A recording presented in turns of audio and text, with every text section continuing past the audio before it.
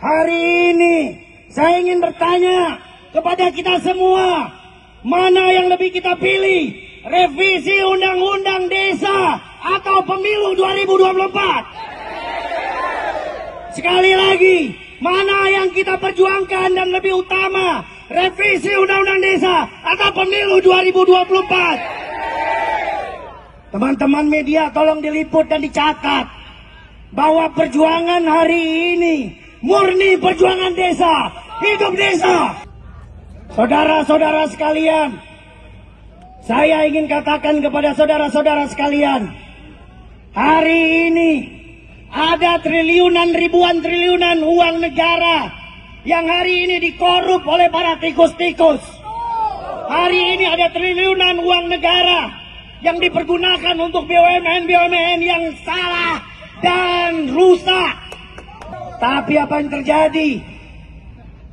Pembantu-pembantu beliau tidak beda dengan para tikus-tikus. Lebih menikmati uang-uang desa. Mereka takut uang desa 5-10 miliar. 10-5 miliar. Karena mereka tidak kebagian untuk melakukan korupsi. Benar. Kepala daerah dari 500 daerah di seluruh Indonesia yang masuk penjara karena korupsi. 70% korupsi terjadi di kabupaten, terjadi di provinsi, terjadi di pusat, bukan di desa. Ini menunjukkan bahwa rakyat lebih cinta kepala desa dan perangkat desa daripada tikus-tikus yang ada di parlemen. Jangan lupa subscribe channel Nagari Banget dan aktifkan notifikasinya. Dari Dapil Aceh, Dewan Perwakilan Daerah Republik Indonesia, Bapak Fatroji, disilakan. Saudara-saudara semua, hari ini kita tunjukkan bendera kita masing-masing. Kibarkan bendera kita masing-masing. Tunjukkan kepada pengecut-pengecut yang tidak mau merevisi Undang-Undang Desa. Kibarkan bendera merah putih. Kibarkan bendera abdesi. Kibarkan bendera PPDI. Kibarkan bendera Parade Nusantara. Kibarkan bendera aksi. Kibarkan bendera Apesnas. Kibarkan bendera PAPSI. Kita ingin tunjukkan rakyat hari ini lebih penting revisi Undang-Undang Desa daripada Pemilu 2024. Assalamualaikum warahmatullahi wabarakatuh. Semua adalah perwakilan dari desa, benar? Semua adalah kepala desa, benar? Yang hadir di sini adalah perangkat desa, benar? Perwakilan BPD desa, benar? Mereka-mereka yang hadir di sini adalah tokoh-tokoh yang dipilih langsung oleh rakyat, yang dicintai oleh rakyatnya, yang memiliki suara lebih banyak daripada anggota dewan yang duduk di parlemen. Hari ini saya ingin bertanya kepada kita semua, mana yang lebih kita pilih? Revisi Undang-Undang Desa atau Pemilu 2024? Sekali lagi, mana yang kita perjuangkan dan lebih utama? Revisi Undang-Undang Desa atau Pemilu 2024? Teman-teman media tolong diliput dan dicatat bahwa perjuangan hari ini murni perjuangan desa. Hidup desa. Kita yel-yel dulu. Desa. Desa. Desa. Indonesia. Indonesia. Suaranya di sebelah kanan. Indonesia. Saudara-saudara sekalian, hari ini yang kita tuntut bukan ingin mengambil semua uang APBN kembali ke desa. Tidak. Ini adalah perintah yang sudah ada di dalam Undang-Undang Desa sebelumnya. Bahwa dana desa wajib minimal 10%, benar? Hari ini ada 3.800 triliun uang APBN. yang dikembalikan ke desa tidak lebih 1 miliar. Totalnya 72 triliun. Bandingkan uang 72 triliun dari 3.800 triliun. Terlalu kecil, 0, sekian persen dari dana APBN. Sebenarnya wajib diturunkan ke desa sebagaimana perintah konstitusi. Perintah Undang-Undang Dasar 45, perintah Undang-Undang Desa. Kita hadir di sini bukan menuntut anggaran desa diperbesar, karena itu sudah perintah dari Undang-Undang Dasar 45, sudah perintah dari konstitusi. Tapi kita ingin membuktikan bahwa desa hari ini bersatu untuk menunjukkan bahwa desa lebih cinta NKRI daripada para koruptor.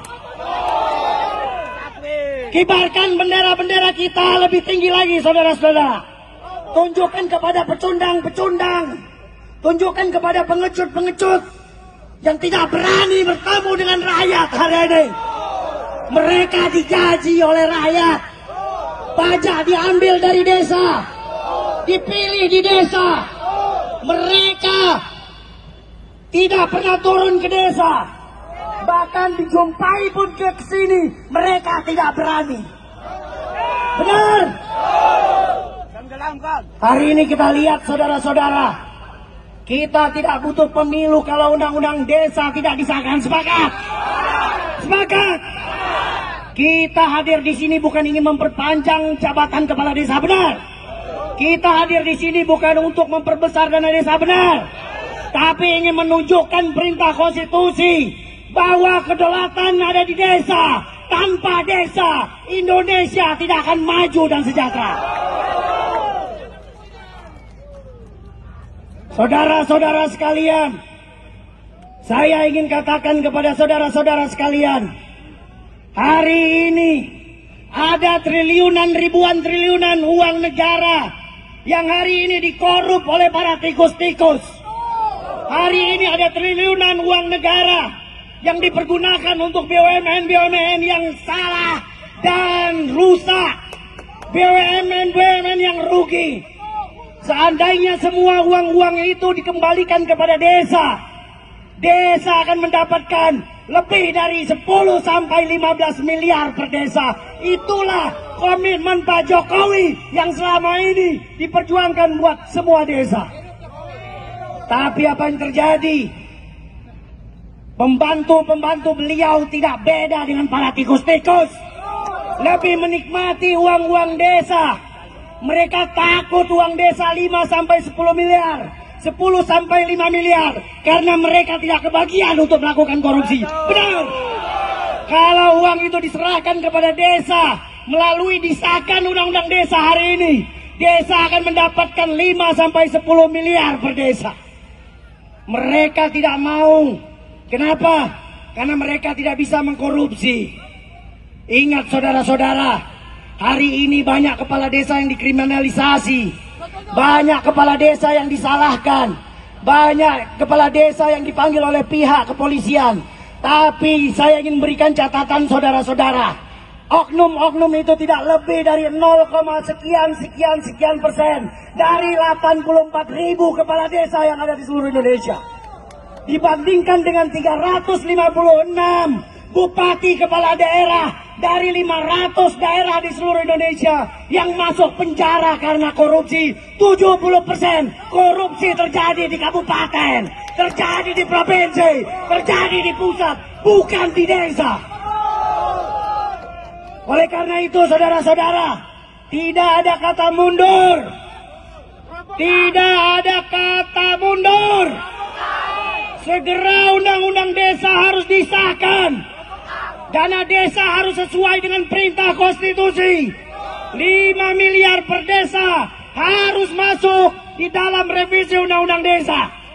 Jabatan kepala desa bukan jabatan yang dilakukan oleh kepala daerah, bukan yang hanya bisa direbutkan oleh para dewan. Untuk menjadi kepala desa itu tidak berat, saudara-saudara. Biar kepala desa saja yang menjabat kepala desa.